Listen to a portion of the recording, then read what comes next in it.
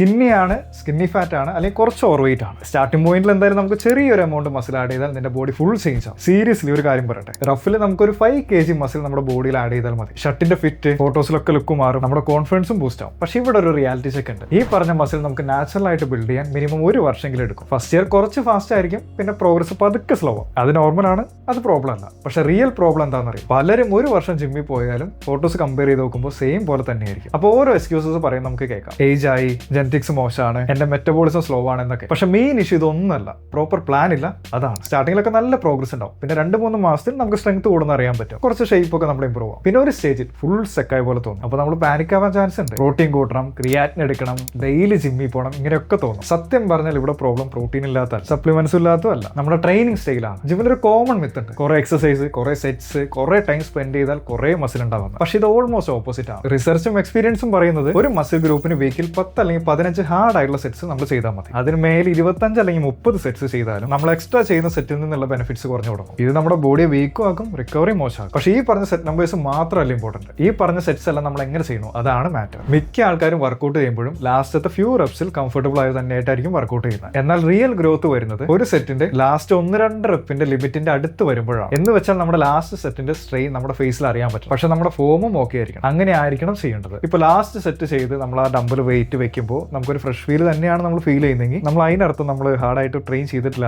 Same വെയിറ്റിൽ first set 10 rep കിട്ടിയപ്പോൾ ആ വർക്കൗട്ടിന്റെ last സെറ്റിലും simple ആയിട്ട് 10-11 റെപ്പ് ചെയ്യാൻ പറ്റുന്നുണ്ടെങ്കിൽ അത് ഇന്റൻസിറ്റി കുറവാന്നുള്ള സിഗ്നലാണ്. ഇത് കേട്ട പലരും ആലോചിക്കും, ഓക്കെ അപ്പൊ എല്ലാ സെറ്റും ഫുൾ ഫെയിലിയർ ചെയ്യണമെന്ന്. പക്ഷെ അതാണ് നെക്സ്റ്റ് ട്രാപ്പ്. ഒരു 2 സെഷനൊക്കെ അങ്ങനെ ചെയ്താൽ നല്ല ഫീൽ ആയിരിക്കും. പക്ഷെ നമ്മുടെ ബോഡിക്ക് നല്ല ഫെറ്റീവ് കൂടാൻ ചാൻസ് കൂടുതലാണ്. നമ്മുടെ ഉറക്കം മോശമാവും, അടുത്ത വർക്കൗട്ട് ചെയ്യുമ്പോൾ നമുക്ക് വീക്ക് ആയി തോന്നും. ഇത് ലോങ് ടൈമിൽ നമ്മുടെ ഗ്രോത്ത് സ്ലോ ആവാൻ ചാൻസ് കൂടുതലാണ്. അതുകൊണ്ട് സ്മാർട്ട് ഐഡിയ എന്താണെന്ന് വെച്ച് കഴിഞ്ഞാൽ നമ്മുടെ മനസ്സിൽ സ്യൂട്ട് ആവുന്ന ഒരു സിസ്റ്റം ചൂസ് ചെയ്യണം. ഇനിയാണ് അടുത്തൊരു ബിഗ് മിസ്റ്റേക്ക്. പലരും ഒരു വീക്കിൽ ഒരു മസിലിന് മാത്രം വർക്ക് ചെയ്യും, ലൈക്ക് നമുക്കൊരു ബ്രോ സ്പ്ലിറ്റ് പോലെ. പക്ഷെ മസിൽ ഗ്രോത്തിന് സെയിം മസിൽ ഗ്രൂപ്പ് ആഴ്ച 2 തവണയെങ്കിലും ഹിറ്റ് ചെയ്യുന്നതാണ് നല്ലത്. ഇപ്പൊ എക്സാമ്പിൾ ആയിട്ട് പറയുകയാണെങ്കിൽ ചെസ്റ്റ് മൺഡേ മാത്രമല്ല, നമുക്ക് തേഴ്സ്ഡേയിലും നമുക്ക് ചെയ്യാം. ഇങ്ങനെ വോളിയം സ്പ്ലിറ്റ് ചെയ്യുകയാണെങ്കിൽ നമുക്ക് റിക്കവറിയും ബെറ്റർ ആവും, നമ്മുടെ സ്ട്രെങ്ത്തും ബെറ്റർ ആവും. അതുപോലെ എക്സസൈസ് സെലക്ഷൻ ഇമ്പോർട്ടന്റ് ആണ്. എല്ലാ എക്സസൈസും എല്ലാവർക്കും വർക്ക് ആവില്ല. ഇൻസ്റ്റാഗ്രാമിൽ കണ്ടത് മാത്രം ചെയ്താൽ നമുക്ക് റിസൾട്ട് കിട്ടില്ല. നിന്റെ ബോഡിക്ക് സ്യൂട്ട് ആവുന്ന എക്സസൈസ് കണ്ടുപിടിക്കുക. നിനക്ക് ചെയ്യാൻ പറ്റുന്ന അല്ലെങ്കിൽ നിനക്ക് ഫീൽ ചെയ്യുന്ന മൂവ്മെന്റ്സ് തന്നെ സ്റ്റിക്ക് ഓൺ ചെയ്യുക. അടുത്ത ഡയറ്റ്.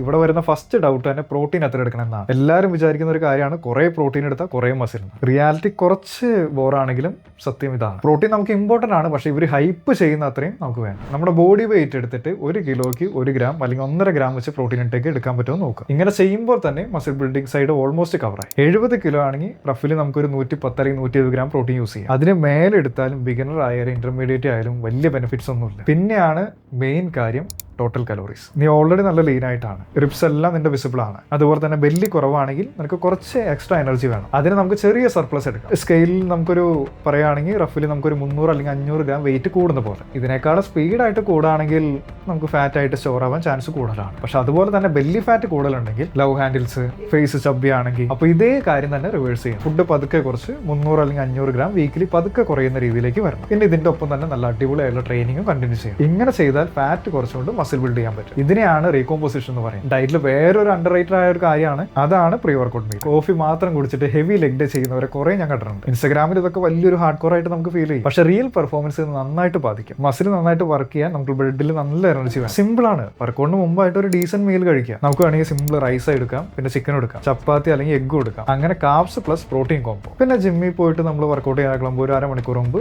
വേണമെങ്കിൽ നമുക്ക് കുറച്ച് വേണമെങ്കിൽ ഒരു ബനാന യൂസ് ചെയ്യാം. അതായത് ഒരു ഏത്തപ്പഴം എടുക്കണമെങ്കിൽ എടുക്കാം. ഇത് മാത്രം കൺസിസ്റ്റന്റ് ആയിട്ട് ചെയ്താലും നിന്റെ സ്ട്രെങ്ത്തിലും നിന്റെ പമ്പിലും നിന്റെ ഫോക്കസിലും നല്ല ഡിഫറൻസ് കാണാൻ പറ്റും. ഇനി സപ്ലിമെന്റ്സിന്റെ കാര്യം പറഞ്ഞാൽ ക്രിയാറ്റിൻ എടുക്കണമെങ്കിൽ നമുക്ക് എടുക്കാം. ഇത് ലോങ് ടൈം നമുക്ക് സ്ട്രെങ്ത്തും പെർഫോമൻസും ഇമ്പ്രൂവ് ആവും. പക്ഷെ അതില്ലെങ്കിലും മസിൽ ബിൽഡ് ചെയ്യാൻ പോസിബിൾ ആണ്. സോ അതൊരു ഓപ്ഷനിലാണ്, നമുക്ക് വേണമെങ്കിൽ എടുത്താൽ മതി. എല്ലാം കഴിഞ്ഞ് ലാസ്റ്റ് ആണ് മാക്സിമം ആൾക്കാർ ഇഗ്നോർ ചെയ്യുന്നതാണ് സ്ലീപ്പ്. സിമ്പിളായിട്ട് പറയുകയാണെങ്കിൽ ജിമ്മിൽ നീ മസിൽ ബ്രേക്ക് ചെയ്യുന്നു, ബിൽഡ് ചെയ്യുന്നത് രാത്രിയാണ്. സ്ലീപ്പ് കുറവാണെങ്കിൽ റിക്കവറി നടക്കില്ല. ടെസ്റ്റോസ്റ്ററോണും ഗ്രോത്ത് ഹോർമോണും ഒക്കെ താഴെ പോയി കഴിഞ്ഞാൽ നാച്ചുറലി നമ്മുടെ മസിൽ ബിൽഡിംഗ് താഴേക്ക് പോകും. നമ്മുടെ ഐഡിയൽ വേൾഡിൽ ഒരു 7 to 9 മണിക്കൂർ ക്വാളിറ്റി സ്ലീപ്പാണ് നമുക്ക് വേണ്ടത്. ക്വാളിറ്റി എന്ന് പറയുമ്പോൾ നമ്മുടെ റൂം ഫുള്ള് ഡാർക്ക് ആവുന്നതാണ് നല്ലത്. ലൈറ്റ് ഫുള്ള് ബ്ലോക്ക് ചെയ്യാൻ പറ്റണം. ടെമ്പറേച്ചറും കൂടി കുറച്ച് കുറവാണെങ്കിൽ ഡീപ് സ്ലീപ്പ് ഈസി ചെയ്യും. ലേറ്റ് നൈറ്റ് കൂടുതൽ ഫോൺ ഉപയോഗിക്കുന്നതും ബ്രൈറ്റ് സ്ക്രീൻ ഒക്കെ കുറച്ച് ബ്രെയിൻ കുറച്ച് കാമാക്കാൻ നോക്കുക. ഇവിടെ ഞാൻ ഈ പറഞ്ഞ കാര്യങ്ങളൊന്നും സീക്രട്ട് എക്സസൈസോ സീക്രട്ട് സപ്ലിമെന്റ്സ് ഒന്നും തന്നെ വേണ്ട. പക്ഷേ ഈ basics, proper intensity training, reasonable set, നിന്റെ ബോഡി കണ്ടീഷൻ അനുസരിച്ച് കാലറീസ് സെറ്റ് ചെയ്യുന്നതല്ല, അതുപോലെ തന്നെ correct protein intake, simple pre workout, നല്ല പ്ലാനിങ്, അതുപോലെ തന്നെ നല്ല ഉറക്കം, ഈ പറഞ്ഞ കാര്യങ്ങളെല്ലാം ഹോണസ്റ്റ്ലി നീ ഒരു 6 മാസം പ്രോപ്പറായിട്ട് ഫോളോ ചെയ്ത് കഴിഞ്ഞാൽ നമ്മുടെ ഫോട്ടോസ് വെച്ച് കമ്പയർ ചെയ്യുമ്പോൾ തന്നെ നിനക്ക് നല്ല ഡിഫറൻസ് തന്നെ പറയാൻ പറ്റും. പ്രോബ്ലം നിനക്ക് എന്ത് ചെയ്യണമെന്ന് അറിയാത്തതല്ല, റിയൽ ഇഷ്യൂ ആ സെയിം സിമ്പിൾ ആയ കാര്യങ്ങൾ ഡെയിലി കൺസിസ്റ്റന്റ് ആയിട്ട് ചെയ്യാൻ പറ്റുന്നില്ല എന്നതാണ്.